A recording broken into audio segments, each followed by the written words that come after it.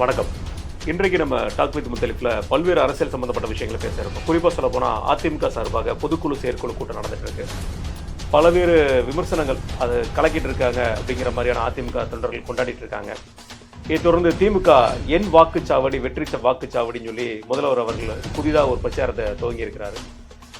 நேற்று தமிழ்நாடு சித்த மருத்துவ விஷயமாக ஒரு பெரிய ஒரு கண்டன அறிக்கை வந்திருக்கு. இன்னைக்கு தினமலர்லேயே அது ஒரு ஆர்டிக்கல் வந்திருக்கு. தமிழக அரசாங்கம் அடம்பிடிக்கிற மாதிரியான விஷயங்கள், இந்த மாதிரி பல்வேறு விஷயங்கள் நம்ம இன்னைக்கு பேச இருக்கோம்.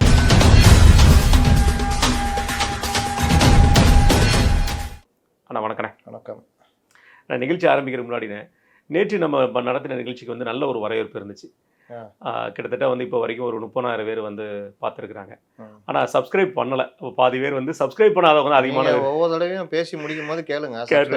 அதனால எங்களுக்கு உங்களுடைய சப்போர்ட்டை சப்ஸ்கிரைப் பண்ணுங்க. உங்கள் நண்பர்கள்ட்டையும் சொல்லுங்க, சப்ஸ்கிரைப் பண்ணுங்க, லைக் பண்ண சொல்லுங்க. கண்டிப்பாக லைக் பண்ணுங்க. அது எங்களுக்கு பெரும் உதவியாக இருக்கும்.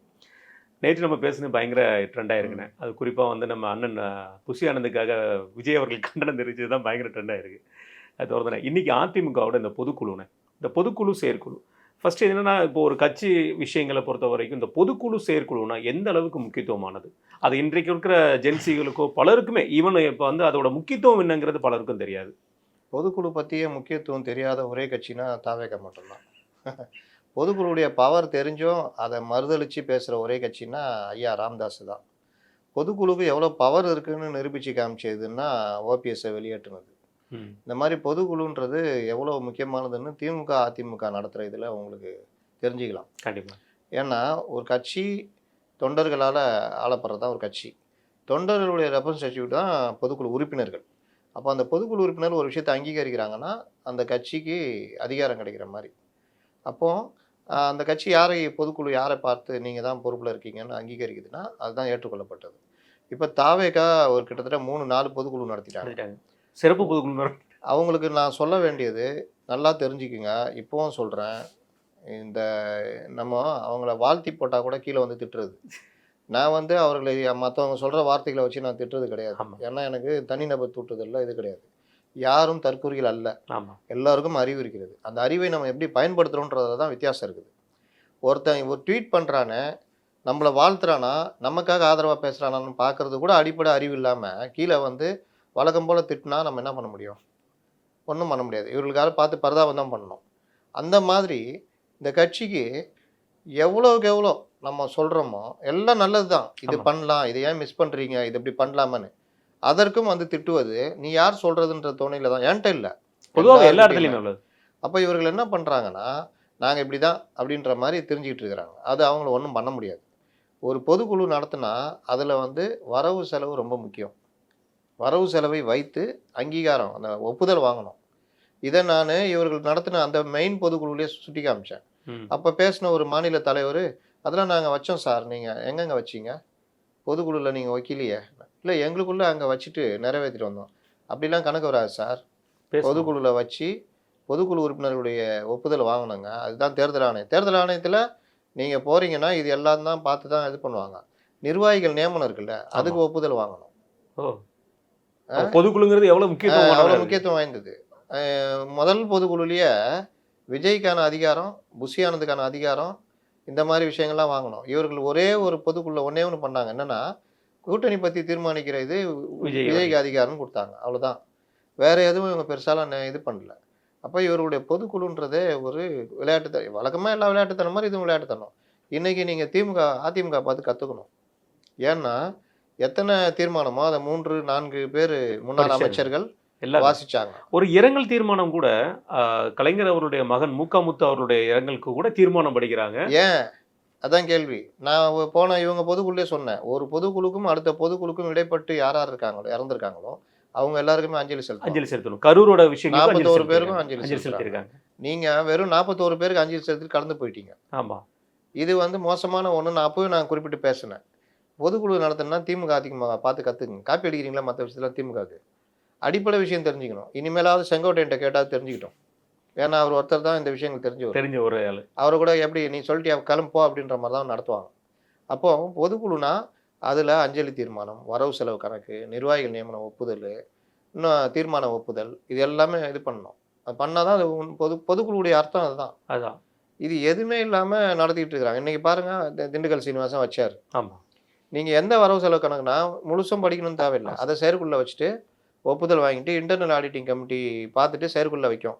செயற்குள்ளே ஒப்புதல் வாங்கிட்டு அதுவுடைய மெயின் இதை மட்டும் பிரதான இதை மட்டும் இங்கே வச்சு ஒப்புதல் வாங்குவாங்க. இதுதான் நடைமுறை. இது கூட தெரியல, தெரிஞ்சும் சொல்லியும் பண்ணுறதில்ல. இது இது இன்னைக்கு பொதுக்குழு கூடியிருக்கு. இவர்கள் பல்வேறு காலகட்டங்களில் பண்ண பிரச்சாரங்கள், எடப்பாடி பழனிசாமி பேசுனது, பல்வேறு சம்பவங்களுடைய தொகுப்பாகத்தான் தீர்மானம். அவ்வளோதான் இருக்கும், வேற ஒன்றும் இருக்க முடியாது. ஆமாம். வேற என்ன பேச முடியும்? ஏன்னா அவர் தான் முதல்ல மக்களை சந்திக்கிறதுக்கு எல்லா தொகுதியும் போயிட்டார். அப்போ எல்லா இடத்துலையுமே தினசரி பிரச்சனையும் பேசுறாரு. அவ்வப்போது வந்த முக்கிய பிரச்சனைகளை தொகுத்து தான் அது பெண்கள் பாதுகாப்பு இல்லை, சட்டம் ஒழுங்கு, நிதி, அந்த அப்புறம் முதலீடுகள் கொண்டு வரேன்ட்டு ஏமாத்தினது, தேர்தல் அறிக்கையில் சொன்னது எதுவுமே செய்யலை, நீட்டு, அதுலேருந்து பல இந்த மாதிரி ஒரு பெரிய தொகுப்பாக குறிப்பாக ஒரு விஷயத்தை பதிவு பண்ணுறாங்க. தமிழகத்தில் தேசிய அளவில் பெரிய கட்சியாக இருக்கிற பாஜக கூட்டணியில் இருந்தாலும் அதிமுக தான் என்டிஏக்கு தலைமை. ஆமாம், மறுபடியும் முதல் தீர்மானமே அதுதான். ஆணித்தனமாக அதை எல்லாருக்குமான இது நாங்கள் தாண்டான்றது. ரெண்டாவது தீர்மானம், கூட்டணி கட்சிகளை இணைப்பது சேர்ப்பது குறித்த அதிகாரம் எடப்பாடி பழனிசாமிக்கு. நாளைக்கு கொண்டு வந்துட்டு யாராவது பேசிட்டாங்க, டிடிவி எல்லாம் உள்ளே கொண்டு வர முடியாது. அது பேசி இன்னைக்கு அண்ணாமலையை கூப்பிட்டு ராசா குண்டு வச்சல்ல நீயே போய் எடுத்து தான் அனுப்பிச்சு வச்சிருக்காங்க. அப்போ பேசி ஈஸி கொண்டு வா, முடிவு இறுதி முடிவு இவங்க தான், அந்த அடிப்படையில் தான் போகுது. அதை தான் அன்றைக்கும் சொன்னார் அவர், அமித்ஷாவும் சொன்னார். இந்த இந்த கூட்டணி பலமாக இருக்குது. யாரையுமே இவரு அவருனா இல்லை, ஒரு விஷயம் நடந்தால் கலந்து ஆலோசித்து தான் பண்ணுறாங்க. இல்லை அவங்க பண்ணாங்கன்னா இவங்களுக்கு தகவல் சொல்கிறாங்க, ஒப்புதலோடு தான் எந்த விஷயத்தையும் பண்ணுறாங்க. அப்படி தான் விஜய்கிட்ட பேச்சுவார்த்தை நடந்தது. பேச்சுவார்த்தையுடைய ஒவ்வொரு விஷயமும் எடப்பாடி பழனிசாமிக்கு அப்டேட் பண்ணாங்க. ஒருத்தர் போய் உட்காந்து முழுசாகவே சப்மிட் பண்ணார், சம்மப் பண்ணி சொன்னார் இந்த மாதிரிலாம் பேசியிருக்கோன்னு. அதனால் எல்லா விஷயமே இவர்கள் அந்த கலந்து ஆலோசித்து தான் பண்ணுறாங்க. நேற்று விஜயும் என்டிஏ கூட்டணி எதிர்க்காம தான் பேசிட்டு வந்துக்கிறாப்புல. அவர் அங்கே யாரை எதுக்குன்னு சொல்லவே இல்லை. எங்கேயாவது தாவேக்கா திமுகன்னு சொல்லு, திமுக சொல்லிட்டாரு, நம்பாதீங்கன்ட்டார். ஓ, அங்கே 2%க்கும் பூசா வர 0% தான் போட்டி. ஆமாம். அதனால் இவர்களும் இன்றைக்கு விஜயை எங்கேயுமே தொடவில்லை அதிமுக. ஆமாம். அதே மாதிரி வேற ஒரு பெருசா விமர்சனம் கிடையாது. போன பொதுக்குழுக்களோட துரோகிகள்ங்கிற பட்டங்கள் நிறைய பேருக்கு கொடுக்கப்பட்டுச்சு, அதுல நிறைய விஷயங்கள் பேசப்பட்டுச்சு. இந்த பொதுக்குழுல அதை லைட்டா டச் பண்ணிட்டு விட்டுருக்காங்க, போயிட்டாங்க. நான் எதிர்பார்த்தது பிரிந்தவர்களை இணைத்துக் கொள்வது, அதற்கான முழு அங்கீகாரமும் பொதுச் செயலாளருக்கு அது எப்பவுமே இருக்கிறது தான். அதை தீர்மானமாக கொண்டு வருவாங்கன்னு பார்த்தோம், பண்ணல. ஆனாலும் அதிமுகவில் கூப்பா கிருஷ்ணன், ஜெயஸ்ரீ பிரபாகரன், நம்ம வைத்தியலிங்கம், இந்த மாதிரி பலரையும் பேசிகிட்டு இருக்காங்க. வைத்தியலிங்கம் மட்டும் குழப்பிக்கிட்டு இருக்காரு. இங்கே கேசி பழனிசாமி எல்லாரையும் பேசிகிட்டு இருக்காங்க. அவர் வழக்கு வாபஸ் வாங்குறது பிரச்சனை போல், அவர் அது கொஞ்சம் பேச்சுவார்த்தையில் போய்கிட்டு இருக்குது. அப்போ இந்த மாதிரி பிரிந்தவர்களை உள்ளே கொண்டு வரதுக்கான ஏற்பாடுகள் தனியாக போய்கிட்டு இருக்குது. அதனால் ஓபிஎஸ் அவர் தனி கட்சி தான், இல்லை தனி கழகம், இல்லாட்டி தனி அணி, ஏதோ ஒன்று ஆனால் தனி. ஆமாம், அதிமுகக்குள்ளே கொண்டு வர ஏற்பாடெலாம் இல்லை. சசிகலா ஆதரவு தெரிவிப்பாங்க, வாய்ஸ் கொடுப்பாங்க, டிடிவி கூட்டணிக்குள்ளே வருவார், அவ்வளோதான். அப்போ இதை நோக்கி தான் நகருது. என்டிஏவிடம் இப்பொழுதும் தாவேகாவுடன் என்டிஏ ஒரு இணக்கமான இதில் தான் போய்கிட்டு இருக்கிறாங்க. அதற்கான இதை போய்க்கு தான் நகரும். அதனுடைய ஒரு வெளிப்பாடு தான் அண்ணன் பிரவீன் சேகரத்துடைய அறிக்கை. கண்டிப்பான. இது தொடர்ந்து எடப்பாடியார் அவர்கள் சொல்லும் போது ஒரு வார்த்தையை சொல்லியிருந்தாரு, நாங்கள் 2024 தேர்தல் நாடாளுமன்ற தேர்தலில் தனித்தனியாக நின்னோம், என்டிஏவோட வாக்கு சதவீதம் 18, எங்களுடைய வாக்கு சதவீதம் 23, ரெண்டையும் சேர்த்தா 41% வாக்குகள் இருக்கு அப்படிங்கிற ஒரு வார்த்தையை சொல்லியிருக்காரு. ஒருவேளை இந்த என்டிஏ கூட்டணியில் முன்னாடி இருந்த ஓபிஎஸ் அவர்களுக்கும் டிடிவி அவர்களுடைய இந்த கூட்டணிக்கு ஏதாவது அசைவு கொடுத்துருப்பாரா? அது எதுக்கு வாய்ப்புகள் இருக்குமா? அசைவு கொடுத்துருப்பாரு, இல்லை சாரி இசை, அதுக்கு ஓகேங்கிற மாதிரி ஏதாவது விஷயம் சொல்லியிருப்பாரா? இசைவா? சாரி, இசைவு. அதாவது என்டிஏ முதல்ல இருந்தே அவங்க சொல்லிக்கிட்டு இருக்கிறது ஒரு பலம் வாய்ந்த அணியாக மாற்றணும்னு, அதில் சசிகலா கூட விடக்கூடாது அப்படின்றது தான் அவங்களுடைய நிலைப்பாடு. அதனால் நாங்கள் பார்த்துக்குறோன்னு சொல்லி தான் இதுக்கு பிரச்சனையாக இருந்த அண்ணாமலையை கூப்பிட்டு வான் பண்ணது. அண்ணாமலையுடைய வார் ரூம் வச்சு தானே பண்ணுற, வார் ரூம் எப்படி ஏற்குறீங்க அப்படின்னு கூப்பிட்டு கேட்டப்போ நிதி போகுது, ஏன் நிதி போச்சு, எப்படி போச்சு அப்படின்னு முதற்கொண்டு கேட்டு கட் பண்ண சொல்லியிருக்காங்க. அப்போ அண்ணாமலையை கிட்டத்தட்ட ஆஃப் பண்ணுறாங்க, சுத்தமாக வான் பண்ணிட்டாங்க.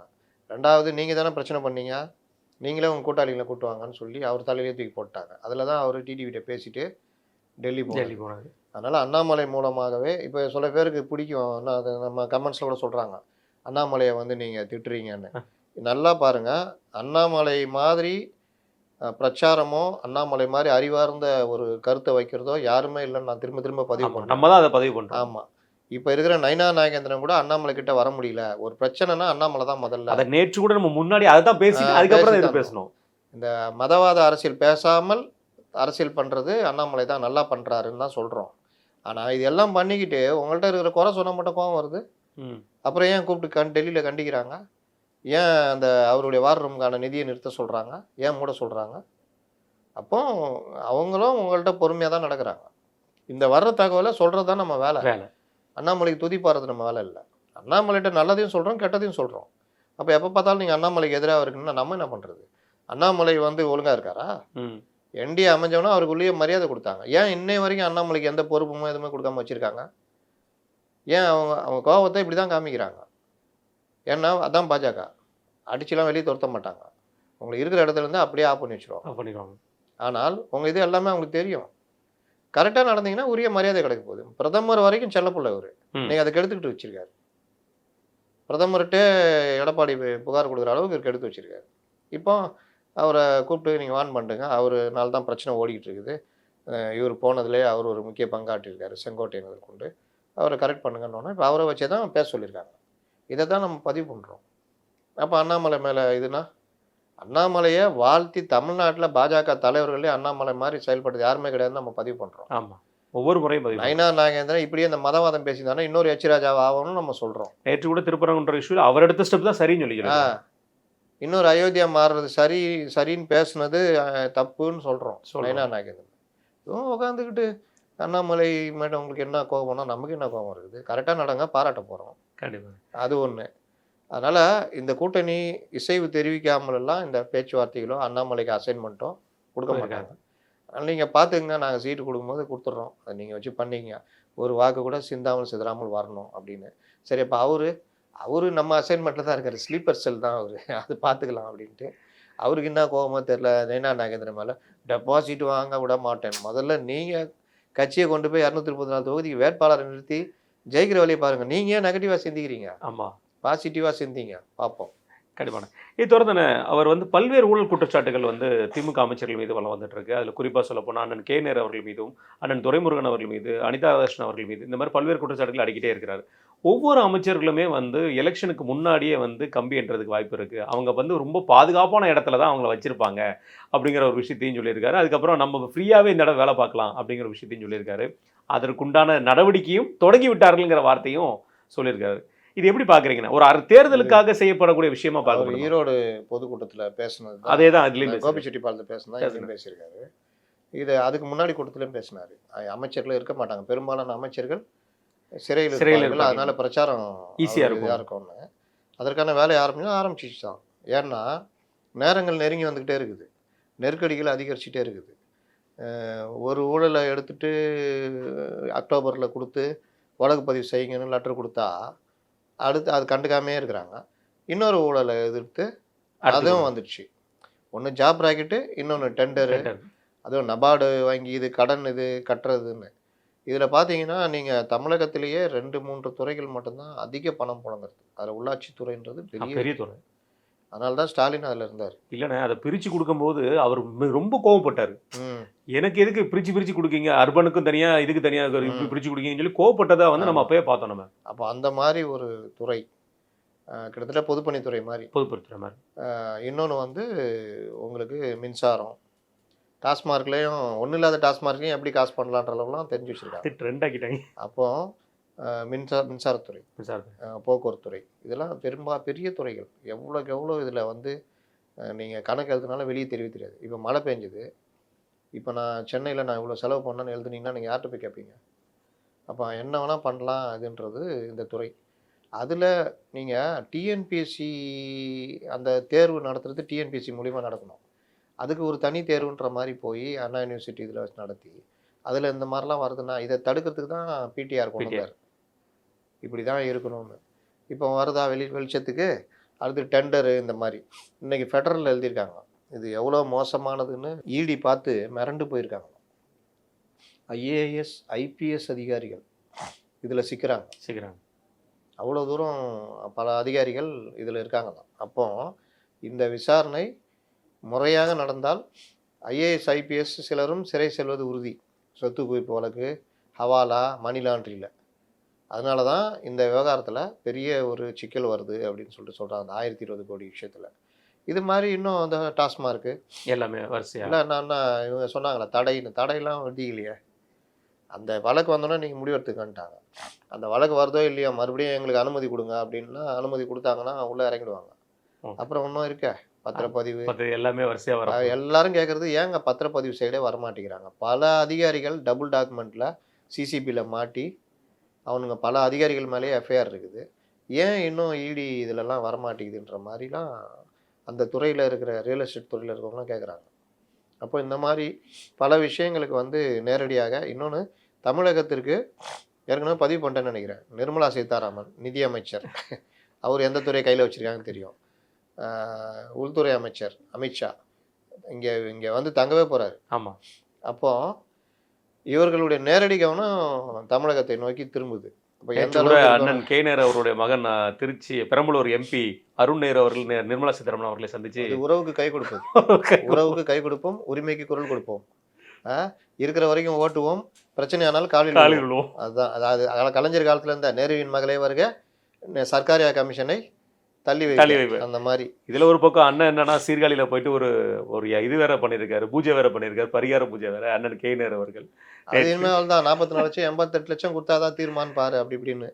அப்போ இதுக்கே 44 லட்சம்னா பார்த்துங்க இவங்களுடைய பரிகாரம்லாம் எப்படி இருக்கும்னு. வேற பரிகாரம்லாம் பண்ண பார்ப்பாங்க. எல்லா பரிகாரத்தையும் மீறி தான் சில நியாயங்கள் சில இதெல்லாம் வெளியே வரும். சொல்ல முடியாது. அரசியல் தான் பல இதை தீர்மானிக்கும். இது ஒன்று. இன்னொன்று என் வாக்கு என் சாவடியா, என் வாக்கு அதாவது எல்லாத்துக்கும் ஒரு பேர் வச்சிடறாங்க. அதுதானே அது நம்ம டக்குன்னு இதாகிறதே நமக்கு இதாரு. அது என்ன சொல்றாருன்னா என் சாவடி வெற்றி வாக்கு சாவடி. என் சாவடி வெற்றி வாக்கு சாவடி. ஆமா, எஸ்ஏஆர் வாக்கு சாவடி வெற்றி வாக்கு சாவடி. எஸ்ஏஆர் தான் பிடிக்காதுல்ல. வாக்கு திருட்டு அனுமதி இன்னைக்கும் புலம்பியிருக்காரு. ஆமா, யாரு ராகுல் அவர்கள்.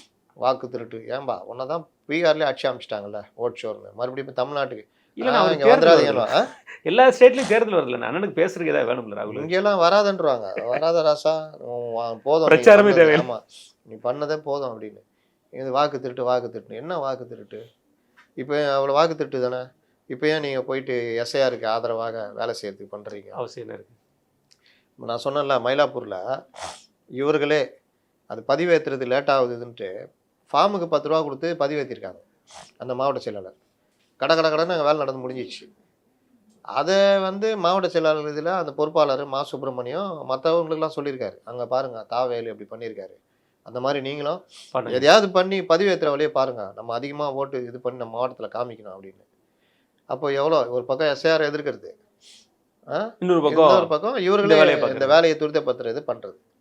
அதனால் ரெட்டை வேலை தானே இது. இதில் ஒன்று தான் என் பேர் செத்தவர்கள் பட்டியலில் இருக்குது. எப்படி உங்களுக்கு படிவம் வரல அப்படின்னா படிவம் வரலன்றதை பதிவு பண்ணி படிவத்தை வாங்கணும். இவங்க இத்தனையும் வேட்பாளர் என்ன லட்சத்தில் இருக்கிறாங்க பாருங்க. போன தடவை ஓட்டு போட்டிருப்பாங்கல்ல. சரி, படிவம் வந்திருக்கும், ஃபில் பண்ணி கொடுத்துட்டிங்கன்னா எப்படி செத்தவர் லிஸ்ட்டில் போவீங்க? கேட்டால் செத்தவர்களுக்கான பட்டியல் கொடுத்தாங்களா அதில் இவங்க பேர் இருக்குதா? அப்போ உங்களுக்கு படிவமே வரலையான்னு கேட்குறேன். அதெல்லாம் முதல்ல ஆரம்பிச்சு எனக்கு படிவமே வரல. ஏன்னா வேட்பாளரையா என் ஓட்டே எங்கே போச்சு? பிஎல்ஓ பிடிச்சி இந்த வாக்காளர் அட்டை நான் இந்த தொகுதி வாக்குச்சாவடி தான் போட்டேன், எனக்கு ஏன் படிவம் வரலன்னு கேட்கணும். அதிலெல்லாம் கேட்கணும். கோரிக்கை வினோதமாக இருக்குது பாருங்கள். சரி, இதுக்கு நான் எழுதி கொடு, முடிஞ்சு போச்சு. ஃபார்ம் 6 எழுதி கொடுத்து ஓட்டு வாங்கிக்கோ, அவ்வளோதான். வேறு ஒன்றும் பெருசாலாம் வரப்போகிறது இல்லை.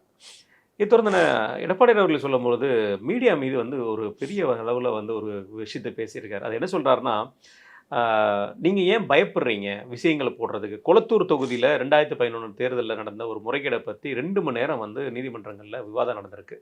ஒரு செய்தியில் கூட வரல. நானும் எல்லா செய்திகளையும் பார்க்குறேன், ஊடகங்களில் பார்க்குறேன், எதுலேயுமே நீங்கள் பண்ணுறதில்ல. எதை கண்டு பயப்படுறீங்க அப்படிங்கிற மாதிரி சில விஷயங்களை பேசியிருக்கிறாரு. ஊடகங்கள் வந்து அதிமுக ஆட்சியில் இருக்கும்போது எங்களுக்கு எதிராக செயல்படுறீங்க, இப்போவும் எங்களுக்கு எதிராக செயல்படுறீங்க, திமுக வந்து திமுகவோட ஆட்சியில் இருக்கிற குற்றங்களை வந்து ஏன் பேச மாட்டேங்கிங்க விஷயத்தையும் சொல்லியிருக்கிறாரு. ஊடகத்தை பற்றின விஷயம் அதிமுக கையாளுற விதம் அப்படி இருக்கா, அல்ல ஊடகங்கள் அதிமுக அப்படி கையாள தானே? ரெண்டுமே இருக்கு.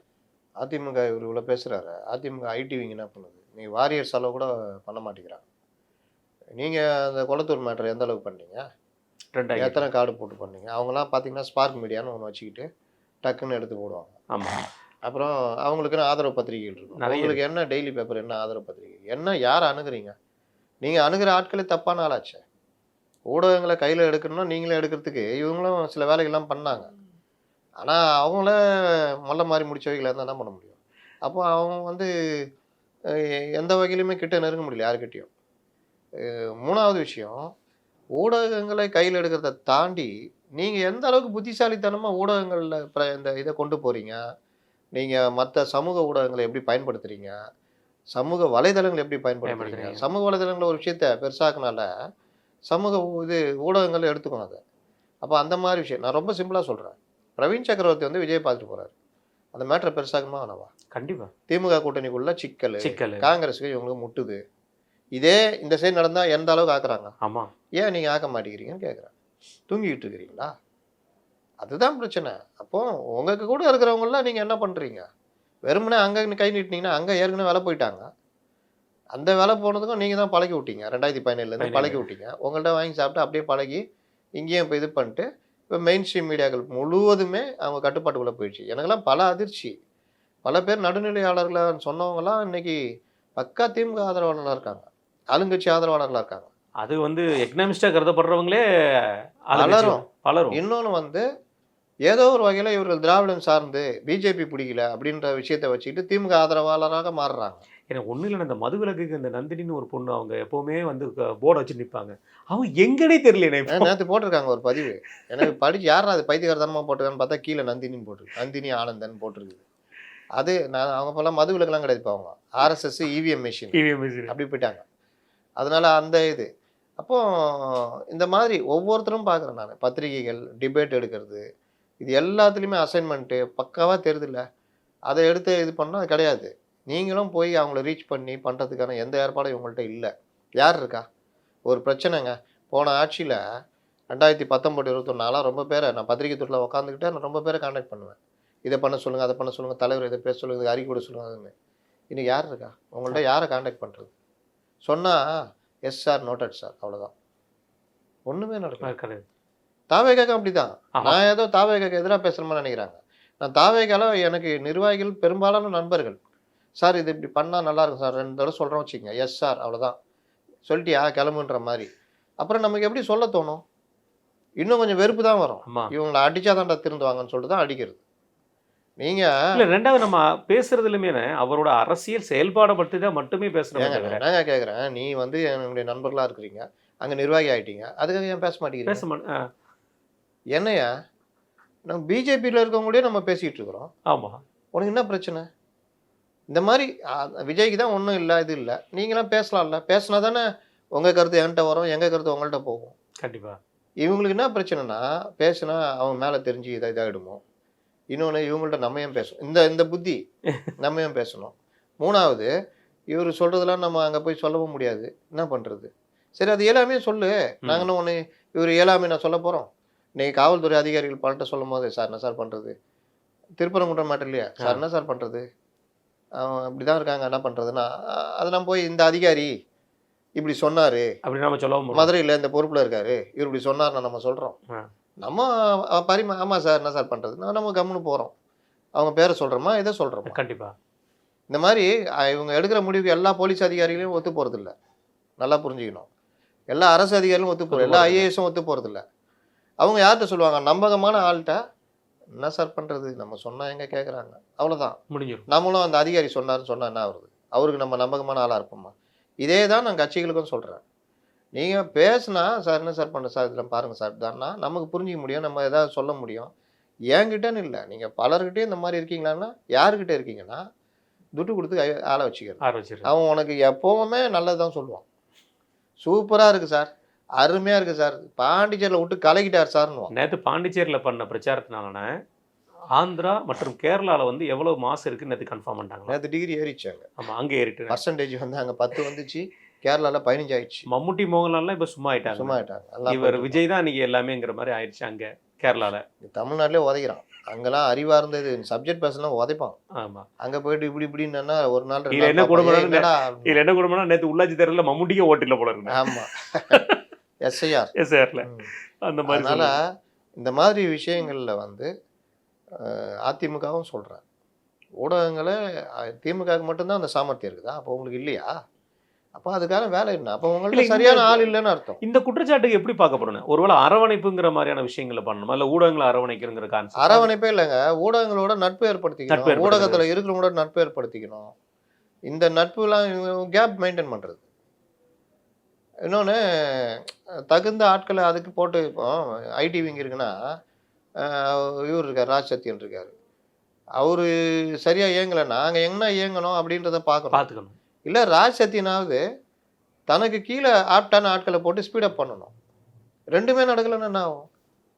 வெறுமனே போய் டிவில உட்காந்து டிபேட்ல சண்டை போட்டு வந்துட்டா போதுமா? கண்டிப்பா. அப்போ வாரியர்ஸ பார்த்தா கத்துக்குங்க. இன்னைக்கு யங்ஸ்டர்ஸ் உங்கள்ட்ட எங்க இருக்காங்க? அதெல்லாம் இருக்குல்ல. அதனால பல விஷயங்கள் பலகீனம் இருக்குது. அந்த பலகீனம்லாம் இன்னும் 4 மாசம் இருக்குது. கலைஞ்சு வேகம் எடுத்தால் சாதிக்கலாம். கண்டிப்பா. இதை தொடர்ந்து வேலுமணி அவர்கள் பேசும்போது, முன்னாள் அமைச்சர் வேலுமணி அவர்கள் பேசும்போது ஒரு வார்த்தை சொல்லியிருந்தாரு. டிஎம்கே வந்து பூத் ஏஜென்ட் வந்து 2 பேர் இருந்தா கூட அந்த பூத்ல உட்காந்துருப்பாங்க.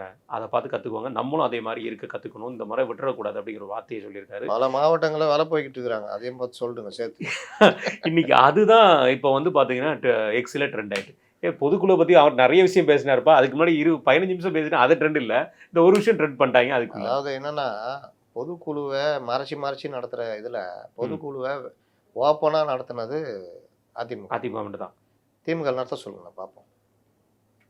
என்னைக்கா பார்த்துருக்கீங்க நீங்க? கண்டிப்பா இல்ல. மதுரையில கூட நான் லைவ் கிடையாது. இவங்கள பார்த்தீங்க? யார் இதுதான் பிரச்சனை. அப்போ பொதுக்குழுவே ஓப்பனா நடத்துறாங்க. அப்போ அவரு சொல்றது கரெக்ட் தான். நான் இன்னும் கேட்டா எப்படி சொல்லியிருக்கணும்னா, மாவட்ட செயலாளர் சில பேர் அதிமுகவோட இது திமுகவோட வேலை போயிருக்கீங்க. தயவு செய்து திரும்பி வாங்க, இல்லாட்டி திருத்தப்படுவீர்கள்னு சொல்லணும். சென்னையிலே இருக்கிறாங்க. ம். அப்போ இதெல்லாம் கலைஞ்சாதான் நீங்க ஜெயிக்க முடியும். கண்டிப்பா. அதற்கான வேலைகள் எல்லாம் பண்ணணும். துரோகி யாருன்னு துரோகி வெளியில மட்டும் இல்லை, கட்சிக்குள்ளேயும் இருக்கிறான். அப்போ அவன் துட்டுக்காக என்னன்னா செய்வான். அவனை வெற்றிக்காக மாற்றுற வேலைலாம் பண்ணணும். அப்புறம் தேர்தல் நெருக்கத்தில் சில விஷயங்கள்லாம் நடக்கும். சீட்டு கிடைக்கல தாவேக்கா போகிறான் அதுன்னு. அதெல்லாம் கண்டுக்கவே கூடாது. சில விஷயங்களை சில பேரை இழுத்து பிடிக்க பார்க்கணும். சில பேர் போகிறான்னா போடணும். விட்டுறணும். இதை வச்சுக்கிட்டு இதை ஒரு பெரிய பிரச்சனையாக மாற்றுறத கேள்வி கேட்கணும். எடிட்டர்ஸை கூப்பிட்டு பேசணும் அவங்க. என்னங்க ஏங்க இதுக்கு தரமாட்டீங்க தலைவர்கள் பேசணும். பேசினா மாறுவாங்க. நீங்கள் தொடர்பே வச்சுக்கலாம் என்ன பண்ணுறது? இதுதான் அவங்கள்ட்ட பிரச்சனை. கண்டிப்பா. இதை தொடர்ந்து ஒரு விஷயம் பேசும்பொழுது எஸ்ஐஆர் விஷயங்களை பத்தி பேசுனாங்க. எஸ்ஐஆர் விஷயம் பேசும்போது சென்னையில இருந்து தமிழ்நாடு முழுக்க அதிகமான கள்ள ஓட்டு போச்சு தான் திமுக ஜெயிச்சிருக்கு. அதனால தான் எஸ்ஐஆரை கண்டு பயப்படுறாங்க. அதே சமயத்தில் அவங்க வேலையும் செய்கிறாங்க. அந்த விஷயத்தை நீங்கள் கவனமாக பார்த்துக்கணும் அப்படிங்கிற ஒரு விஷயத்தையும் சொல்லியிருக்கிறாரு. எஸ்ஐஆரை பொறுத்த வரைக்கும் திமுக நமக்கு வெளியே தெரியுது. ஃபுல்லாக பேப்பர்லேயும் சரி, ட்விட்டர் இன்னைக்கு கூட முதல்வர் சொல்லியிருக்காரு எஸ்ஐஆரை பற்றி ஒரு கண்டனம் தெரிவிச்சிருக்காரு. ஆனால் முதல்ல போய் பணிகள் செய்கிறது எல்லாமே திமுகவோட மாவட்ட செயலாளர் பொறுப்பில் இருக்கிறவங்களும் சரி, அந்த இருக்கிற பூத் ஏஜென்ட்ஸ் தான் பண்ணிட்டு இருக்காங்க. ஆனால் அதே அளவுக்கு அதிமுக கையாளலுங்கிற ஒரு குற்றச்சாட்டு இருக்குது. நீங்கள் எப்படி பார்க்குறீங்க அதை? அதை தான் சொல்கிறேன். கீழ் லெவலில் இறங்கி வேலை செஞ்சு அவர்களுக்கு இணையாக பண்ணணும். எப்பவுமே ஆளுங்கட்சியாக இருக்கும்போது டாமினேஷன் இருக்கும். அதை மீறி பண்ணணும். அதே மாதிரி தான் தாவேக்காவும். பூத்துக்கு 70,000 ஏஜென்ட் எங்கே இருக்கீங்கன்னு தேட வேண்டியதாக இருக்குது. இதுதான் பிரச்சனை. 67,000 புத்தம் மொத்தம். அப்போ இந்த ஒர்க்கை நம்மளும் கையில் எடுத்து பண்ணணும். இப்போ வரை வாக்காளர் பட்டியல் வரும். அதில் என்னென்ன மிஸ் ஆச்சோ அவங்களெல்லாம் சேர்க்குற வழியை பார்க்கணும். அதை நேற்று இப்போ முதல்வர் அதான் சொல்லியிருக்காரு அவங்க கட்சிக்காரங்களுக்கு. அதான் ஒரு பக்கம் எடுத்துக்கிட்டு இன்னொரு பக்கம் அந்த வேலையை பண்ணுறாங்க. அதை தான் ஆதரிச்சிக்கிறவங்க இப்போ எப்படி பண்ணணும்? இன்னும் வேகமாக பண்ணணும். இவர்களும் அந்த வேலையை பண்ணணும். பொதுவாக வாக்காளர்கள் மிஸ் ஆகாமல் பார்க்கறதுக்கான ஏற்பாடு தான் எஸ்ஐஆர். அதை கரெக்டாக பண்ணணுன்ற. கண்டிப்பான. இதை தொடர்ந்து சித்த மருத்துவ காலேஜ் அந்த காலேஜை பொறுத்த வரைக்கும் நேற்று வந்து யூபிசியிலேருந்து ஒரு மிகப்பெரிய நோட்டீஸ் ஒன்று வந்திருக்கு. அது என்னென்னா, இங்கே வந்து சான்சலர் வேந்தரா வந்து முதல்வர் அவர்களே இருக்கிறதுனால அது தொடர்ந்து வந்து ஒரு இன்னும் வரைக்கும் ஒப்புதல் கொடுக்கப்படலை. அதனால் அதுக்குண்டான அப்ரூவல் வழங்காமல் அந்த அப்படியே நிலுவையில் நிற்கிதுங்கிற மாதிரி விஷயத்தை சொல்லியிருக்காங்க. இது எப்படி பார்க்குறீங்க? சித்த மருத்துவம் மட்டும் இல்லை, பொதுவாக யூஜிசி விதி வந்து வேந்தர் வந்து கவர்னர் தான். இவர்கள் இந்த கிறுக்குத்தனத்தை பண்ணி தான் முதல்வரை வேந்தர் ஆகிறாங்க. நான் என்ன கேட்குறேன், எல்லாத்துக்கும் வேந்தர் வந்து கவர்னர், சித்த மருத்துவம் மட்டும் முதல்வர் வந்து வேந்தர்னா என்ன இது? அதை திருப்பி அமிச்சா மறுபடியும் பாஸ் பண்ணி அவருக்கே அமிச்சா சட்டத்துக்குள்ளே பூந்து விளையாடுறது. ஆர்டிகல் 200 பிரகாரம் நாங்கள் அமிச்சிட்டா நீ திருப்பி அனுப்பணும். அவரை அங்கே அமிச்சிட்டாரு. என்ன பண்ண முடியுது? ஒன்றும் பண்ண முடியல. இப்போ அதை உட்காந்து கிண்டிக்கிறேன் நாங்கள் நியமிக்கிறோன்னா இது எல்லாம் பைத்தியக்காரத்தனங்க. நீங்கள் இதே தான் கேரளா பண்ணாங்க. அவங்க மொத்தமாகவே வேந்தரை மாற்றி ஒரு கல்வியாளரை போட்டாங்க. கூப்பிட்டு உச்சநீதிமன்றம் கடுமையாக கண்டிச்சு விட்டது. மொத்தமாக பண்ணானா ஒரு ஆளை பண்ணாங்க. அப்போ இதுக்கெல்லாம் வேலை முதல்வருக்கு எதில் போய் போட்டி போட்டுன்னு இருக்கீங்க? இது நிறைவேறாத ஒன்றும் தெரியும். இப்போ சித்த மருத்துவமே வராத அளவுக்கு போகுதில்ல போதும். உங்களுடைய பிடிவாதத்தினால. இதை தான் வந்து இப்போ சுட்டி காமிக்கிறாங்க. இதை தொடர்ந்துண்ணே எம்ஆர்கே பன்னீர்செல்வம் அவர்கள் நேற்று பேசும்பொழுது ஒரு மேடையில் பேசும்பொழுது மாம்பழ விஷயங்களை பற்றி பேசும்போது என்னென்னா மாம்பழம்னாலே பிரச்சனை தான், அது சின்னத்துலேயும் சரி பழத்துலேயும் சரி அப்படிங்கிற பிரச்சனைன்னு சொல்லி பேசியிருந்தார். அதை தொடர்ந்து அவர் ஒரு வார்த்தை சொல்லியிருந்தார், பெண்கள்லாம் வந்து ஒன்று போல் ஒரு இடத்துல சேர்ந்துட்டாங்க, நகை இந்த மாதிரியான விஷயங்களை தூக்கி பேச போயிருவீங்க, அதில் கொஞ்சம் ஈடுபாடுகள் கொஞ்சம் இல்லாமல் போயிடும் அப்படிங்கிற ஒரு வார்த்தையும் சொல்லியிருக்காரு. மீண்டும் மீண்டும் வந்து ஒரு மேடையில் பொது இட நிகழ்ச்சியிலே வந்து பெண்களை பற்றி பேசுகிற எப்படி பார்க்க? இவர்கள் எல்லோருமே ஆணாதிக்க சிந்தனைன்றது உச்சத்தில் இருக்கிறவங்க. பெண்களுக்கு 50% உள்ளாட்சிகளில் கொடுத்தது ஜெயலலிதா வந்து அந்த பொறுப்பை கொடுத்தாங்க. பெண்களை பொறுப்புக்கு கொண்டு வரணும்னு பேசுகிற நாட்டில் பெண்கள் 4 பேர் சேர்ந்தால் இதை பற்றி தான் பேசுவாங்கன்னா, அப்போ இவர்களுடைய பார்வை இது இவர் மேக்கப்பு கொஞ்சம் கூடுதலாக இருக்கே, 1000 ரூபாவான்னு பேசுனது, 1000 ரூபா கொடுக்குறோம் இது பண்ணி எவ்வளோ பேசலான்றது, பெண்களை வந்து கவுன்சிலரை போட்டால் வீட்டுக்காரன் செயல்படுறது, இந்த மாதிரி எல்லா விஷயத்துலையும் பெண்களை முடமாக்கி வீட்டில் உட்கார வைக்கிற நிலப்பிரபுத்துவ சிந்தனை இருக்கிறது இந்த அமைச்சர்கள் இவங்க பேச்சில் அடிக்கடி வெளிப்படும். அதில் ஒன்று தான் இந்த இவர். அதனால் இவர்கள் சமூக நீதி இது என்ன பேசினாலும் இவர்கள் நிலப்பிரபுத்துவ சிந்தனையிலேருந்து இன்னும் வெளியே வரவே இல்லை. ஜாதி கட்டுமானம், இந்த மாதிரி பெண்ணடிமைத்தனம், ஆணாதிக்க சிந்தனை, இது எல்லாத்துலேயுமே இவர்கள் இருந்துக்கிட்டே சும்மானா பேசுறது, திமுககாரன் அப்படி இப்படின்னு உருவ கேலி பண்ணுறது, இது எல்லாமே பழைய சித்தாந்தங்கள், பழைய இதில் சிந்தனைகளுடைய குப்பைகளுடைய எண்ணம். இதை பொது வெளியில் அவர் பேசிகிட்டு இருக்காரு. அரிசியை ஒப்பிட்டு ஒரு தடவை ஒரு ஏவா வேலு பலபலான்னு நம்ம கலெக்டர் மாதிரி பலபலான்னு இருக்கும் அந்த அரிசின்னு பேசினார். இந்த மாதிரி பைத்தியக்காரத்தனம் பேசுறது இன்னொருத்தர். ஆமாம், அது தெரியும். அதனால் இவர்கள் வந்து இப்படி தான், அது ஊருக்கே தெரியும். அது பெருமை வேறு பேசிக்குவாங்க. என் தலைவன் பார்த்தியா எப்படி பேசுகிறாங்க. இது தொடர்ந்து இந்த மாம்பழம் சொன்னனால நம்ம பாமக விஷயத்தில் வரோம். பாமகவில் வந்து பார்த்திங்கன்னா நேற்று வந்து ராமதாஸ் அவர்கள் சார்பாக வந்து ஒரு பேட்டி கொடுக்கப்பட்டது. முன்னாள் நீதிபதி அவர்கள் வந்து அவங்களுடைய கட்சிக்காக வாதாடி இருக்கார். தேர்தல் கமிஷனுக்கு வந்து பாமகவை தலையிடுறதுக்கு உரிமை இல்லை, பாமக இனி வந்து ராமதாஸ் அவர்களுக்கு நிறுவனருக்கு தான் பாமக இருந்திருக்கு அப்படிங்கிற ஒரு விஷயத்தை சொல்லியிருந்தார். அது வந்து ஒரு விஷயம் சொல்லும்போது என்ன சொன்னார்னா, தேர்தல் கமிஷனில் அன்புமணி அவர்கள் வந்து முறைகேடாக வந்து பயன்படுத்தியிருக்காரு, அது மூலமாக வந்து சின்னத்தையும் அது மூலமாக உரிமையும் கோரியிருக்காரு, அதை நாங்கள் உறுதிப்படுத்திட்டோம், இன்றைக்கி வந்து அது ரெண்டுமே தவறுன்னு சொல்லி உறுதிப்படுத்திட்டோம். ஆக்சுவலாக வந்து அவர் 22 வந்து தலைவராக தேர்ந்தெடுக்கப்பட்டார் இல்லையா அன்புமணி அவர்கள், அதை வந்து திருத்தி 23ங்கிற மாதிரி கொண்டு வந்திருக்காராம். அதில் 3 வருஷம் இருக்குன்னா எனக்கு இன்னும் இருக்குங்கிற கான்செப்டில் பண்ணியிருக்காருன்னு சொல்லிட்டு அவர் சொன்னார், நீதிபதி அவர் சொன்னார். நாங்கள் இதை வந்து உடைச்சிட்டு 22 அவர் தேர்ந்தெடுக்கப்பட்டார், ஆகஸ்ட்லேருந்து அவர் தலைவர் இல்லை, பொதுக்குழு எல்லாமே எங்கள் கையில் இருக்குன்னு சொல்லி சொல்லியிருக்காரு. பொதுக்குழு இவங்க கையில் இல்லையே, பொதுக்குழு கூட்டி தானே அவங்க தேர்ந்தெடுத்தாங்க. அதனால் இந்த மாதிரி வார்த்தைகள்லாம் விளையாடிட்டு இருப்பாங்க. இறுதி இதுன்றதுலாம் வந்து நான் சொன்னல சட்ட ரீதியாக இதான் நடக்கும். அதனால் அப்பப்போ வந்து அறிவாளிகள், திடீர் அறிவாளிகள் வருவாங்க, அவங்களுக்கு ஏற்ற மாதிரி சாதகமாக பேசுவாங்க. தேர்தல் ஆணையத்தை என்ன பண்ணி கோயில் டெல்லி கோர்ட்டையும் அவங்களுக்கு எடுத்துக்கல வாதத்தை, முறைகேடு இருந்தீங்களா, என்ன யார் எடுத்துக்கிட்டா? உரிமை நீதிமன்றத்துக்கு தலையிட உரிமை இல்லை, யாருக்குமே தலையிட உரிமை இல்லைன்றோம். ஐயா ஒருத்தருக்கு தான்றாப்புல. நடைமுறை தேர்தல் தாங்க காமிக்கும். அதில் வந்து அன்புமணி தலைமையில் கட்சி தான் உண்மையான பாமகன்றது நிரூபணமாகும். இவர்கள் தப்பாக உணர்ச்சி வயப்பட்டு பேசிக்கிட்டு இருக்கிறாங்க. அதுக்கு காலம் தான் பதில் சொல்லும். இப்போ உங்கள் நேரத்தை கட்டி